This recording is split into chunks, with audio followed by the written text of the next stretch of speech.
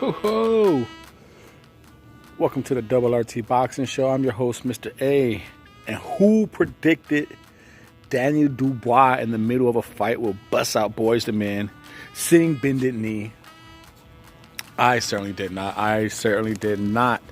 I, like myself, myself, and it's like many of you, picked it. The hand speed and the power will catch Joyce. We all seen Joyce get hit many times. Every fight, it looks like this is going to be the one shot that Joyce just can't take, but the Juggernaut does it again. The Juggernaut, slow, sparring, pressure, fucking accurate. You know, that boxing pedigree, that Olympic pedigree that no one pays any attention to. Joyce came out with the jab. You know, the ring generalship, the ring IQ to move away, circle away from Dubois' power hand, roll with the shots that did land. And with Joyce keeping the distance, like we all thought he was just going to try and bully Dubois. You know, we thought he was going to just bully Dubois. And he didn't. He stayed the distance, took away Dubois' jab, took away his advantage of hand speed. You can't throw combinations when you can't be in the range to land them. So that way when Daniel Dubois did let off combinations in the few rounds, well, it wasn't a few rounds. I had the fight going into that stoppage. I know I had Joyce up one round. It's like 86, 85 or something like that. Daniel Dubois, he had I know I had Joyce around 1, 3, 4, I think 6, and after that I kind of forget how it was. But like I said, I had Joyce winning by 1 point going into that stoppage. Him circling to the right, away from the hand, keeping the distance. It did the job. And the big question of the fight, I believe, wasn't even a factor. Everyone's all saying, what happens if Daniel Dubois goes to the second half of the fight? His stamina seemed well, at least going into that fight. Now, what the problem was is the problem he always has. He'll punch himself out. And that happened in a few rounds. The few rounds that he did win, I thought he was able, and a few rounds that he did lost, you know, the questionable, like, it's not questionable rounds, but it was just a slow-paced, competitive fight that if Dubois, he'd jump off early with a nice speed and hit Joyce with some good shots, like good 30, 40 seconds of the first minute of the round, all of a sudden he'd kind of gas himself out with that flurry, and Joyce would come back with that peppering jab. It doesn't look like it's doing much, but the end result stopped the fight. So it was like, okay, what are we going to judge Dubois? Are we going to judge Dubois' first 30 seconds of some nice hits? Are we going to go with Joyce's comeback with the jab?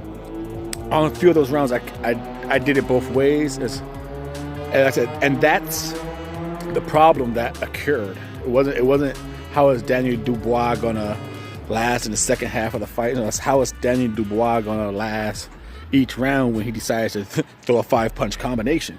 That's the question. How is he gonna last each and every round? The dude throws 5-punch combinations, and he's fucking gassed like the next 30, 40 seconds. You know. So that's a big that's going to be the problem going forward with Daniel Dubois, is whether he needs to cut some muscle, whether he needs to train more in combination training or releasing just to prove up his stamina. I don't know. That's going to be between him and his camp. Fix that problem, because I believe that, besides the jab, of course, but that was a deciding factor with the fight being so close on points.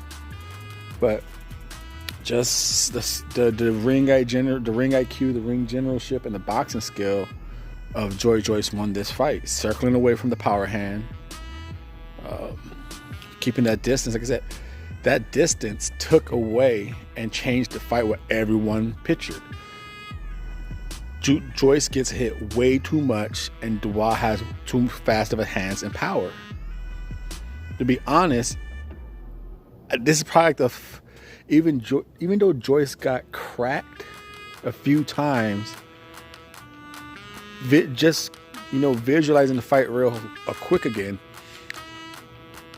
it seems like this is the least I've seen Joyce get hit. Maybe I'm just expecting from a power shot hitter, and it didn't come that much. I could have sworn Stavern hit him more with shots that seemed like, oh shit, this is gonna be that shot. I could have sworn Brian Jennings hit him more. I could have sworn I think every fight Joyce seemed to got hit harder and more. And like I said, he kept it. It was by his design. That didn't happen. Like he said in the post fight, I didn't want him to let him go, because when he let him go, he lets him go. So good fight. Like I said, is Tony Yoka next?